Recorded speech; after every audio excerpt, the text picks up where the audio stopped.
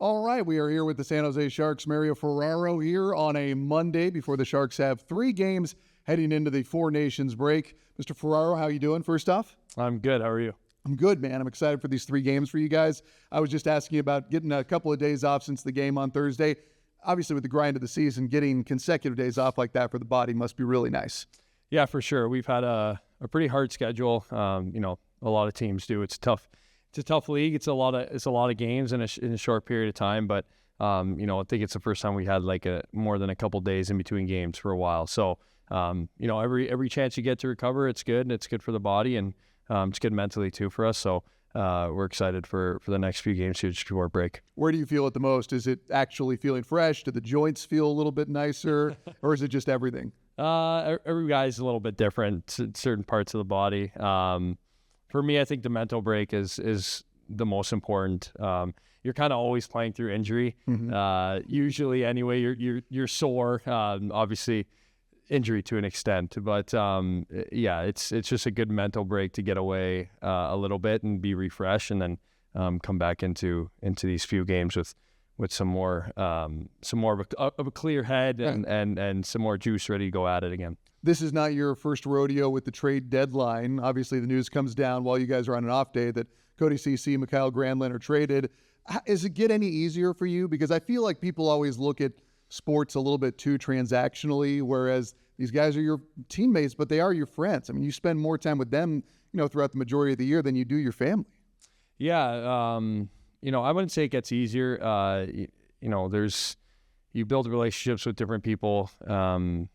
Almost like every year, right? A lot of teams have new guys come in, and it sucks when you lose a good friend of yours and a good teammate. For us, those guys were, they were a big part of this team. They gave it their all every night. Granny and Cease, they played heavy minutes for us. And then off the ice, that relationship that we built with them, it was really special.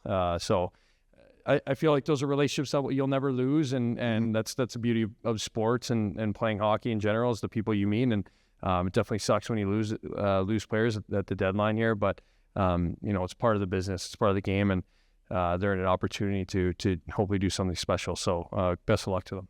I'm sure you're not out there on Google looking at your name and rumors, but do your friends ever send you articles and stuff and they say like, hey, is this true? What's going on with the Sharks? Or do you just have to ignore it if they send you something that, is from TSN or the league website or something? Yeah, it comes around for sure. I'm from Toronto, so there's a lot of hockey fans back in my hometown. So I get some text messages here or there, but they know just as much as I do.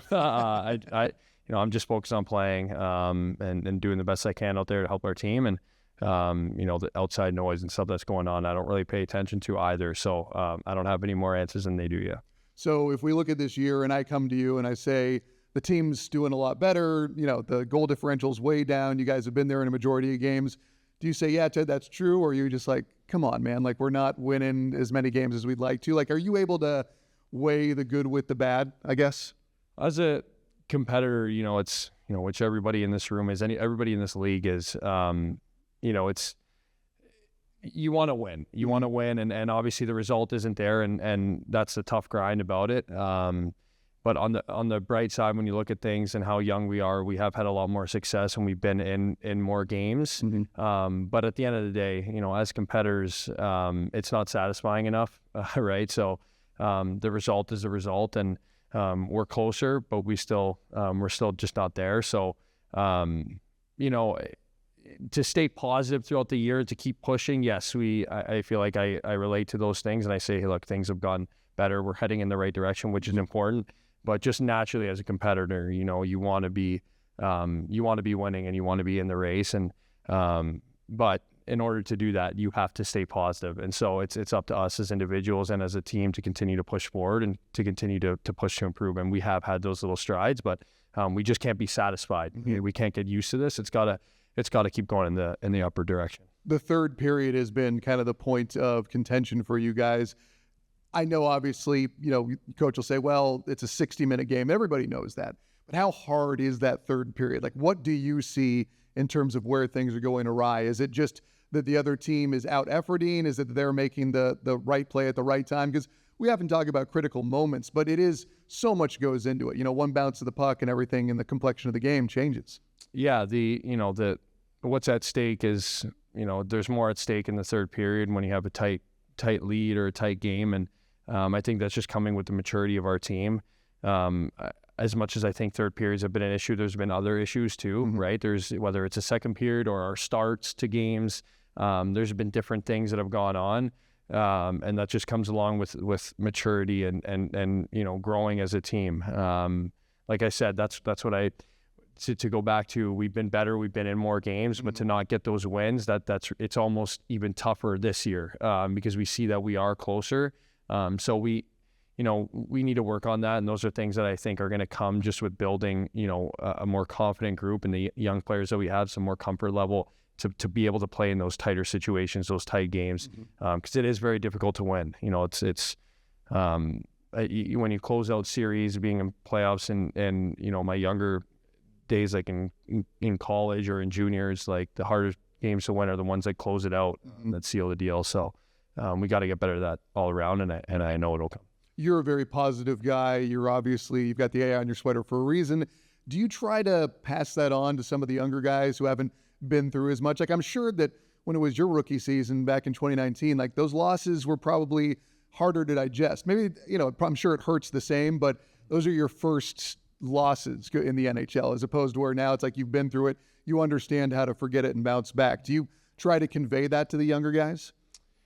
Yeah, it's hard, because as much as I want to be positive and continue to bring it, it does affect me too, right? You want to be winning, and but that is a very important aspect. I think our young guys are in a, when I came in, I wasn't playing as much, so I think it was sort of different for me. I didn't have as much of a role on the team, and so now I actually, I take it even harder now, the losing, because I have more of a role in this team, and I feel more responsibility. And I am, I'm older now on this team. I still don't think I'm that old, but on this team, I am an older guy, and it's up to me to keep the group going and to try and, keep building and maintain our positivity. And, it comes with some challenges, but I try to do that for our younger guys. I think that they're pretty good at being really upbeat and being vocal and positive. We got a great group in there. Our young guys are awesome. So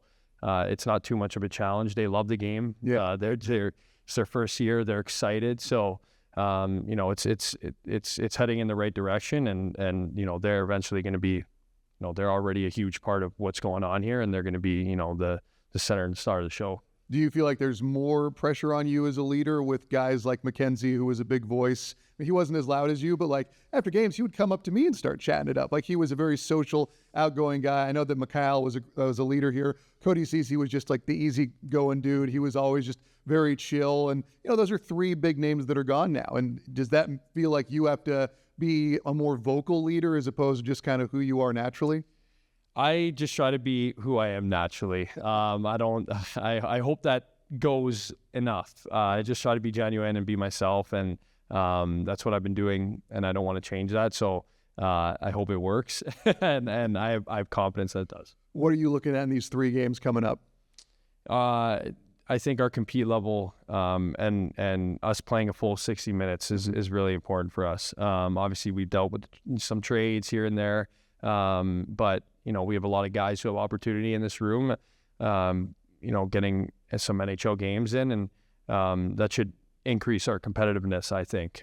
So we got to be consistent for a full 60, and we just got to play competitive and play with a lot of energy out there. I think that with our young legs, we should have that energy. So, have you figured out why you guys have maybe played better hockey against the better teams this year? I don't know. I think maybe we get more of an edge to make a statement. I'm not sure, but every team is good in this league, and there's no easy games. So if that is the case, we definitely gotta do it every night. Shouldn't matter who we're playing against. I was laughing as people said, "Oh, well, they're going up against Pittsburgh. They're not having as good of a year, and you guys beat them." But I'm still laughing myself, saying like, "Yeah, there's Sid out there. There's Erik Karlsson out there. It's not like this team's lacking in talent." Like, to your point, every team in the NHL is good, regardless of their record. Yeah, for sure. I mean, it's just, every team's trying to win. We're all going for after the same goal, and not everybody can be in first place, second place. So you go through stretches. Every team's good. Everybody's going to come out and be ready to play, and we got to as well. If we're not, then going to get it handed to us. So What'd your friends back in Toronto say about you, Ferraro? they liked it. Nice. Some of them. My mom, not so much, but yeah. What's not to like about it? He's tapping into my jealousy, folks. My dad chirps me for it, but he had the same hair when he was younger, so.